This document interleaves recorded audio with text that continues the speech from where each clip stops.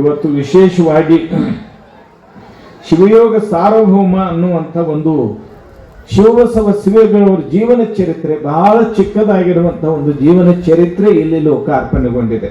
ನಮ್ಮ ಶಿವಬಸವರಾಜ್ ಬೆಳಗಾವಿ ಅವರು ಈ ಒಂದು ಕೃತಿಯ ಸಂಪಾದಕರು, ಅವರು ಈ ಒಂದು ಕೃತಿಯನ್ನ ಇಲ್ಲಿ ಪ್ರಕಟ ಮಾಡಿದ್ದಾರೆ. ಇದು ಬಹಳ ಮುಖ್ಯವಾಗಿರುವಂತಹ ಶಿವಬಸವ ಶಿವಗಳವರ ಬದುಕಿನ ಅನೇಕ ಘಟನೆಗಳನ್ನ ತಿಳಿಸಿಕೊಡುವಂತ ಒಂದು ಸುಂದರವಾಗಿರುವಂತಹ ಒಂದು ಪುಸ್ತಕ. ಈ ಪುಸ್ತಕವನ್ನ ಪ್ರತಿಯೊಬ್ಬರು ಓದಬೇಕು. ಇದರಲ್ಲಿ ಶಿವಬಸವ ಶಿವಗಳವರು ಈ ನಾಡಿಗಾಗಿ, ಈ ನುಡಿಗಾಗಿ ಮಾಡಿರುವಂತಹ ಸೇವೆಯನ್ನ ಇವತ್ತು ನಾವು ನೆನಪಿಸಿಕೊಳ್ಳುವುದಕ್ಕೆ ಒಂದು ಸುವರ್ಣ ಅವಕಾಶ. ಆ ಒಂದು ಹಿನ್ನೆಲೆಯಲ್ಲಿ ಶಿವಯೋಗ ಸಾರ್ವಭೌಮ ಅನ್ನುವಂಥ ಈ ಒಂದು ಕೃತಿ ಇಲ್ಲಿ ಸಿಕ್ಕರೆ ನೀವು ಅದನ್ನು ತೆಗೆದುಕೊಂಡು ಪ್ರತಿಯೊಬ್ಬರು ಓದಬೇಕು. ಶಿವಬಸವ ಶಿವಗಳವರ ಚರಿತ್ರೆಯನ್ನ ಯಾರು ಓದ್ತೀರಿ ಅವ್ರ ಮನೆಗೆ ಯಾವುದೇ ಸುಖ ಶಾಂತಿ ಯಾವ ಕಾಲಕ್ಕೂ ಕಡಿಮೆ ಆಗೋದಿಲ್ಲ ಅನ್ನೋದನ್ನ ಬಹಳ ಸ್ಪಷ್ಟವಾಗಿ ಗಮನಿಸಬೇಕು.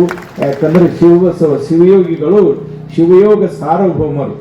ಸಾರ್ವಭೌಮ ನಿಮಗೆಲ್ಲ ರಾಜಕುಮಾರ್ ಅವ್ರ ಹೆಸರು ಗೊತ್ತೈತೆ, ನಟ ಸಾರ್ವಭೌಮ ಅಂದ್ರೆ ಅವರ ಹಾಗೆ ನಟನೆಯನ್ನು ಮಾಡುವಂತಹ ಒಬ್ಬ ವ್ಯಕ್ತಿ ಇನ್ನೊಬ್ಬನಿಲ್ಲ.